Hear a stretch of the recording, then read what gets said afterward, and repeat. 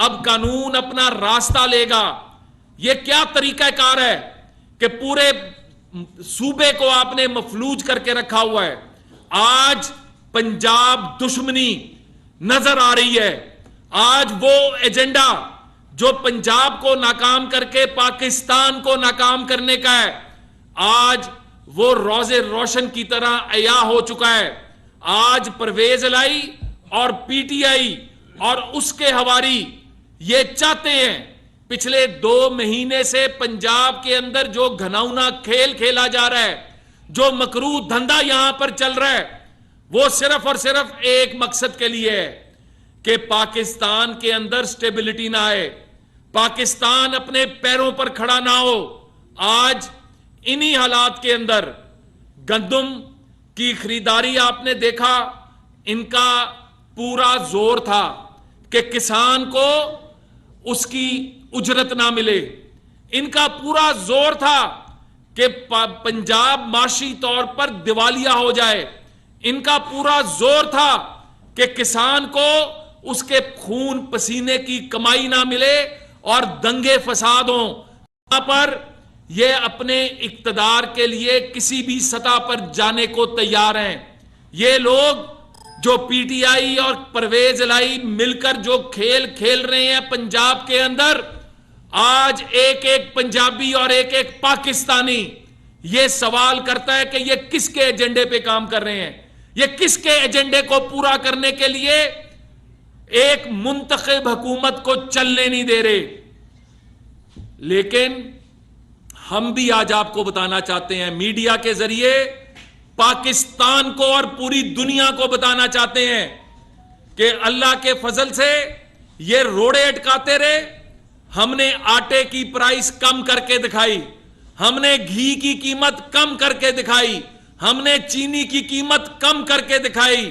Voluntarily chief minister Punjab اور prime minister of Pakistan Shehbaz Sharif صاحب نے تمام سٹیک ہولڈر سے بات کر کے سب سے پہلے رضاکارانہ طور پر اپنی فیکٹریوں کی جو چینی تھی 70 روپے کے اوپر عوام کو پہنچانی شروع کی. پچھلے ہفتے سے 490 روپے کا 10 کلو کا تھیلا آٹے کا عوام کو پہنچنا شروع ہو گیا.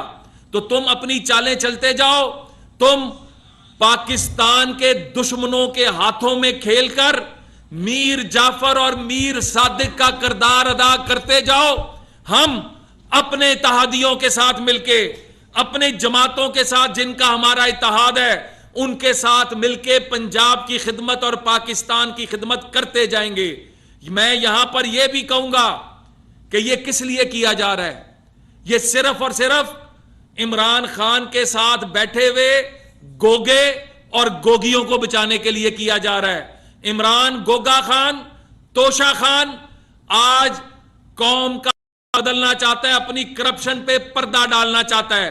آج مطالبہ ہے ہمارا کہ تم ریاست مدینہ کا نعرہ لگاتے تھے، لے کر آؤ فرا گوگی کو پیش کرو یہاں کی عدالتوں کے سامنے اگر تم اتنے صادق اور امین ہو.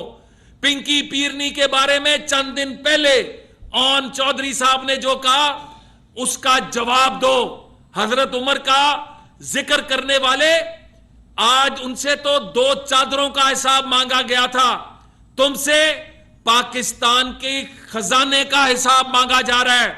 لے کر آؤ ان کو، بٹھاؤ اگر تم اتنے ہی صادق اور امین ہو. امریکہ کی سازش کا ذکر کرنے والے 15 مشیر امریکی تم رکھو. آئی ایم ایف کے لیے تم یہاں پر باقاعدہ قانون سازی کر کے اسٹیٹ بینک کو جو ہے گروی رکھ دو. پاکستان کے فیصلے اور پاکستان کی معیشت کو ایک پلاننگ سے تباہ کر دو. 4 سال کے اندر پاکستان میں جو 70 سال کا قرضہ لیا گیا 4 سال میں تم نے ڈبل کر دیا. کس کے ایجنڈے پر کام کر رہے ہو؟ قوم پوچھنا چاہتی ہے، قوم یہ حق رکھتی ہے. اور میں یہاں پر یہ بھی کہوں گا انشاءاللہ اگلے چند دن میں گورنر پنجاب اوتھ اٹھائیں گے. انشاءاللہ اگلے چند دن میں کیبنٹ کی تشکیل ہو کے کیبنٹ اوتھ اٹھا کے تمہارے منہ پہ ایک زوردار تماچا مارے گی. तुम्हारी आलमी साजिश को, पंजाब को मफलूज करने की साजिश को नाकाम करेगी। और छोड़ दो पंजाब दुश्मनी, छोड़ दो पंजाब के अंदर ये साजिशें करना, क्योंकि तुमको भी पता है और सबको पता है कि एक मजबूत पंजाब एक मजबूत पाकिस्तान का जामिन है, और हम तुम्हें ये साजिशें नहीं करने देंगे।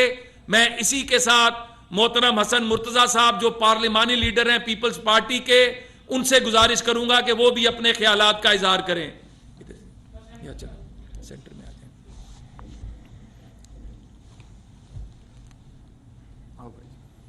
मुस्लिम लीग नून के रहनुमाओं की प्रेस कॉन्फ्रेंस। उनका कहना था कि परवेज इलाही के खिलाफ दोबारा तहरीक अदम एतमाद जमा करवाई गई है। उन्होंने मजीद कहा कि परवेज इलाही के ओछे हथकंडे अब नहीं चलेंगे। बड़ा तफसीलन बताया आज की सारी कार्रवाई और इस हुकूमत की और इस अपोजिशन की और स्पीकर की जो मिली भगत से पार्लिमान की बेतौकीरी हो रही है, उस पे उन्होंने बड़ी वजाहत के साथ बताया। गुजारिश ये है जी कि पाकिस्तान पीपल्स पार्टी, PMLN और दीगर जो हमारे इत्तेहादी जमातें और आज़ाद अरकान हैं, हम सब मिलकर इस वक्त अवाम की और पार्लिमान की लड़ाई लड़ रहे हैं। हमारी किसी से कोई ज़ाती इख्तलाफ नहीं है, ना ही किसी की किरदार कशी हमारा मकसद है, ना ही हम करते हैं। हम तो किरदार कशी करने वालों की भी मजम्मत करते हैं। सियासत में ये जो अनारकी, ये जो एक बेहयाई, ये जो एक रवादारी का ख़ात्मा है, हमेशा उसकी हमने मजम्मत की है। और हम आज भी ये कहते हैं कि तमाम पार्टियाँ अक्रॉस दी बोर्ड सारे मुहिब वतन हैं, लेकिन चंद एक चेहरे, चंद एक शख्सियात ऐसी के लिए इस्लामाबाद का रुख करना चाहता है। मैंने ये पहले प्रेस कॉन्फ्रेंस में भी कहा है कि ये इत्तेहादी हुकूमत है, बुनियादी फैसले तमाम जमातों के सरबराह जो है वो मिल के करते हैं। अगर ये फैसला हुआ कि इनको इस्लामाबाद में दाखिल नहीं होने देना, मैं इंशाअल्लाह ताला इनको घरों से नहीं निकलने दूंगा।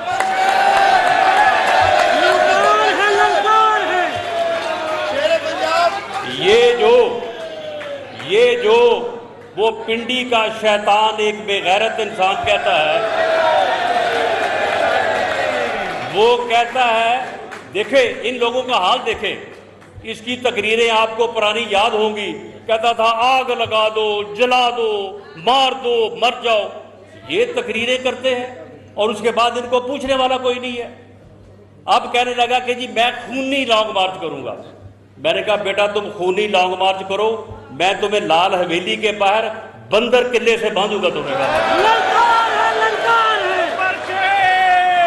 ललकार है, ललकार है। मामला ये है कि ये जलसे करने से, देखे